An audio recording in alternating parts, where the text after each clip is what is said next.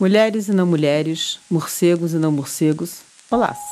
Quero dar a vocês as boas-vindas ao Caro Morcego, Cara Humana, uma troca de cartas disfarçada de podcast. Ou seja, Caro Morcego, Cara Humana é uma correspondência, uma coletânea de cartas trocadas entre uma humana e um morcego. As cartas da humana foram escritas no verão pandêmico de 2021 e as respostas quirópteras chegaram na primavera pós-pandêmica de 2022. Muito tempo as separam, mas assim talvez seja a correspondência interespecífica, mais lenta, mais ponderada. A humana sou eu, e logo explico por que escrevi cartas para um morcego. Vale antes ainda lembrar que essas cartas estão reunidas em um livro chamado Cartas ao Morcego, publicado pela editora Mil Folhas em 2020. Escolher o morcego como destinatário é escolher o mundo. É transcender a ideia de que apenas nós, humanos, temos o que dizer sobre o destino desse planeta tão compartilhado.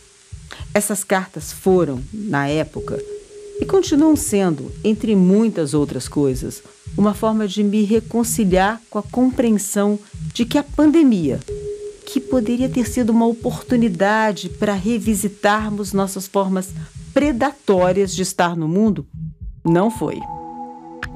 Escolher os morcegos, responsabilizados muitas vezes pela pandemia, é escolher o caminho também do meio. É apostar em uma espécie de elo perdido entre categorias, entre aves e mamíferos, entre seres reais e monstros, entre hospedeiros e vetores. Não há dúvida que voar quando todos os outros mamíferos não conseguem sair do chão suscita enorme perplexidade. Os mistérios que envolvem essa habilidade única são muitos.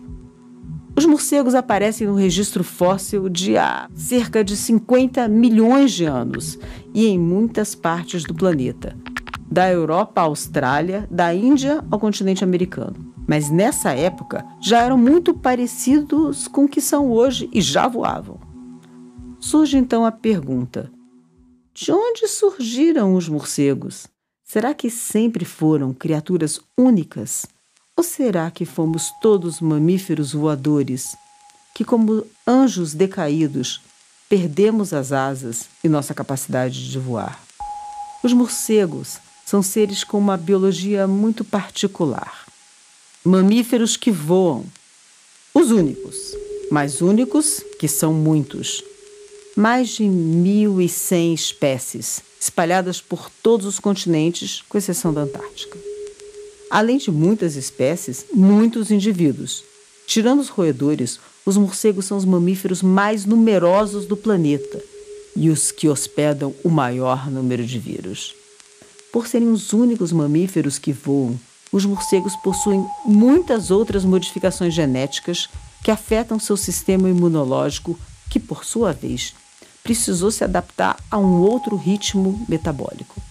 O resultado é um conjunto de adaptações que permitem que os morcegos convivam bem com os vírus que são mortais para outras espécies. Eu falei uma biologia particular, né?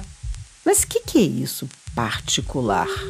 Talvez particulares sejamos nós, humanos, prontos para ignorar os riscos que se precipitam sobre nós como espécie. Particular, talvez, seja insistir, mesmo diante de uma pandemia, em tratar o mundo que nos cerca, que chamamos de natureza, como apenas um cenário com o qual contracenamos. Particular deve ser o que se recusa a ser parte. Particular é o que não entende seus vínculos, suas interfaces, suas fragilidades e sua dependência. Particular parece ser aquele que reduz a possibilidade de interações sociais à sua própria espécie, que acredita que só ela atua e age, e que os outros seres são, no máximo, uma parte animada do cenário.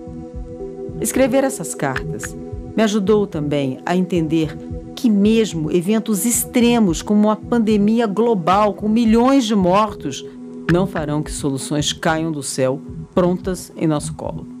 O que nos aguarda é um processo de construção do presente, entendido como uma máquina de fazer futuros, para que possamos seguir na dança cósmica que é a vida, plural e compartilhada com outros seres habitantes desse mundo.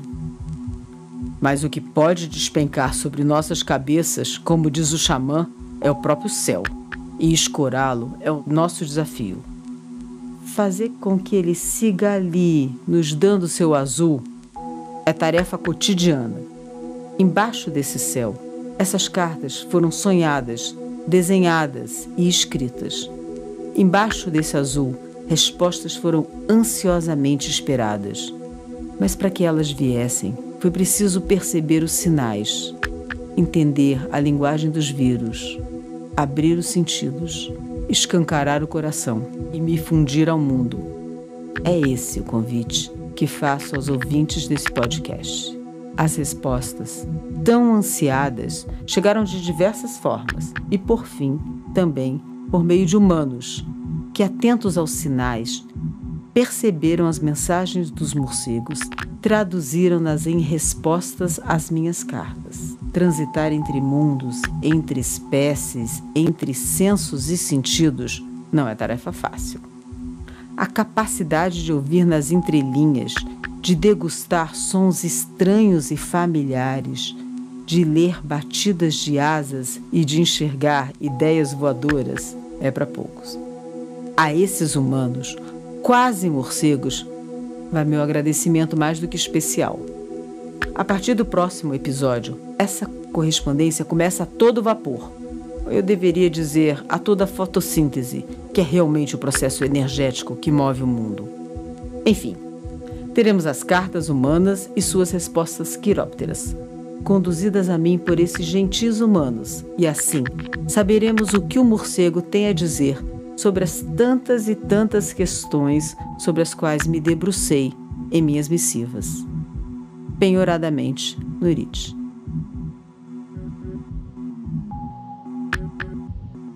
Então, mulheres e não mulheres, vocês que chegaram até o fim aqui desse episódio, a gente tem uma surpresa para vocês.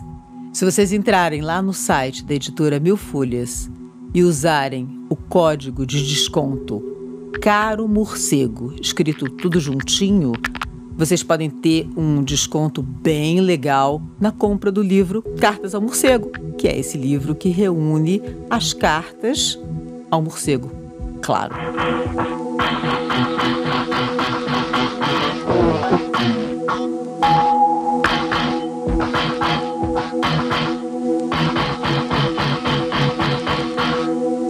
Caro Morcego, Cara Humana é um podcast da editora Mil Folhas, com as vozes de Nurit Ben-Sussan, Ariê Bailão e Ilan Ben-Sussan.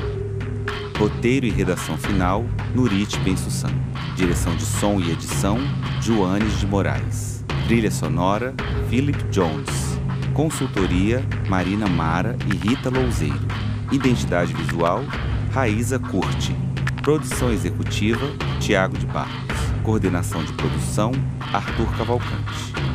Realização, IEB, Instituto Internacional de Educação do Brasil. Este projeto é realizado com recursos do Fundo de Apoio à Cultura do Distrito Federal.